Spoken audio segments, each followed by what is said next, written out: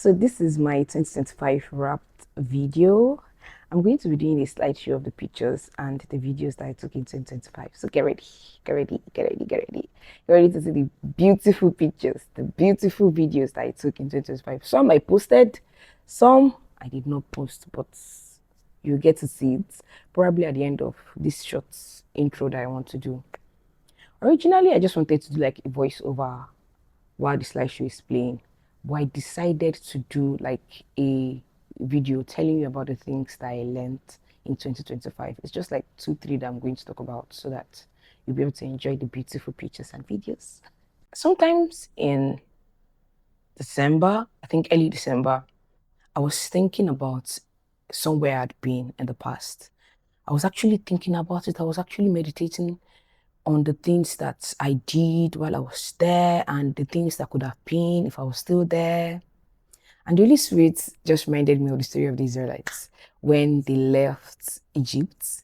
And I think at that point, was it water that they needed? And they started thinking about the honey in Egypt, the sugar cane in Egypt, the biscuits in Egypt. I'm adding these ones. But they started thinking about the good things in Egypt. And in Egypt, they were slaves. These people were slaves. They were subjected to rubbish. And it wasn't as if they were having a great life in Egypt, at least after Joseph had died. But the fact that they were still thinking about going back to Egypt, somewhere where they were actually suffering. As at this time, they already crossed the Red Sea. So it wasn't as if God had not shown them how powerful He is. This was even after all the plagues. And this was God showing them that I am your God. I am the God of your father, Abraham, Isaac, and Jacob. You crossed the Red Sea without having to swim inside the water, right? You crossed on dry land. But they allowed their needs, right, take them back to where they're not supposed to think, to even go back to or think about. This was what the Holy Spirit was reminding me of. You know, there are things that we should not think about. There are experiences that we should not even like meditate on or try and relieve, because that is not even where God wanted us to be. We just experienced that, well, probably because of our mistake or probably because we needed to learn one or two things. But it does not mean that we should still be stuck there, right? So that was what the Holy Spirit told me. So if you are actually still stuck in the past, live there. We're in 2026. If you want to move on, actually, let's go of the past. Let's go of the things people have done, the wrong things people have done. Of course, appreciate the good things people have done. Appreciate the good things people have done. Always remember it and always thank them for it. Anytime you remember, thank them for it. But you see the wrong, let's go of it. Let's go of the wrong things people have said about you. Let's go of the wrong experiences. Embrace newness. Embrace newness. You know, 2026 is a year of possibilities. That is the theme I received personally from God, for myself.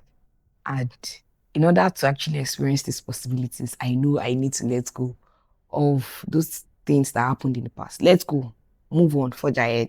So that's the first thing that I want to talk about. The second thing, I learned not to bottle up my emotions too much. Of course, I learned to always tell people how I feel, but say it kindly. One of the things that I actually enjoyed, I think, at the later part of 2025 was someone telling me what God wanted me to do at the point, but the person saying it kindly. This is something I've always heard, but this person said it so kindly that I really appreciated it, and I had to just run back to God and just make amends in areas I needed to make amends. So one of the things I learned is I don't want to bottle up how I feel. If you do something for me and I'm very grateful about it, if you're someone I can hug, yes, I'm going to hug you. If you're someone I can kneel down and greet, yes, I'm going to kneel down and greet. I don't care if I'm outside or I'm inside. If I want to cry at that moment, if I feel safe around you, yes, I'm going to do that. So I learned not to bottle up my emotions. Now, the last thing that I want to talk about is you doing things that work for you. You feel like a certain routine works for you, go for it.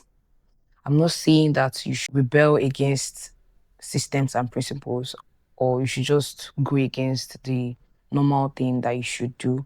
But I'm saying that if reading in the night works for you, do that.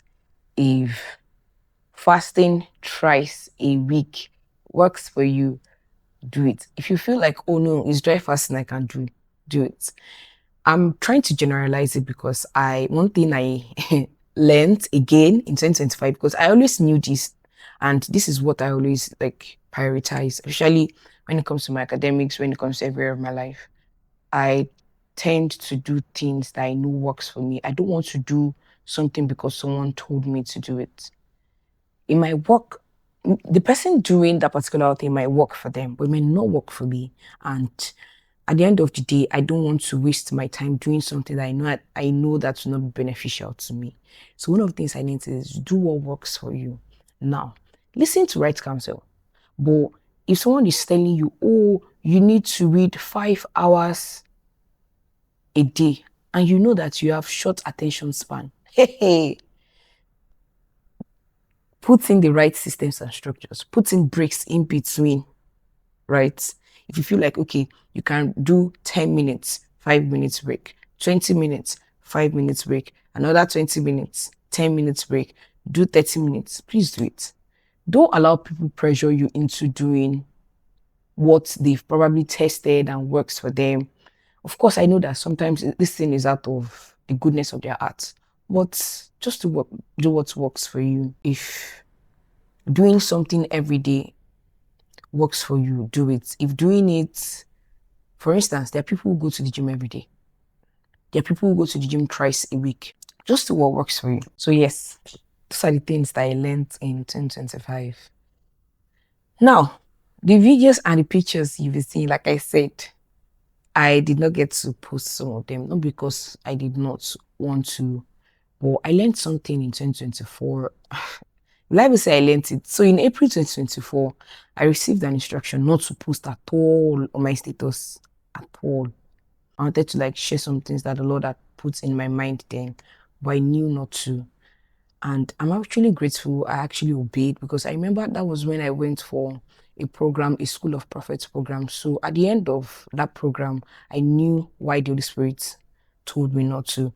But it became part of me, so I stopped posting most of my pictures and my videos. It's just once in a while I decided, okay, let me even post today so that you people know that I'm fine and I'm ill and artsy. But yeah, these are the things that I learned in 2025. So enjoy these pictures, enjoy the videos. I'm going to be making another video on how I think you can enjoy 2026 without pressuring yourself. Without, I've been seeing a whole lot of, if you want to succeed in 2026, do these 5 things. If you want to be a high flyer in 2026, stop doing these 10 things. See, I understand. But like I said, do what works for you. Just make sure you're disciplined, you're consistent, you have the right systems and structures. Don't deceive yourself. Oh, I know I said do what works for you, but don't deceive yourself. Make sure you have like the right system, you have the right support, you have the right, be accountable. That's what I'm saying. You're doing what works for you, but you're accountable. You're not just doing it for doing sake. And also don't do 2026 alone. Look for like-minded people that you can have conversations with, you can pray with, you can set goals with, and they can keep you accountable. So yeah, enjoy.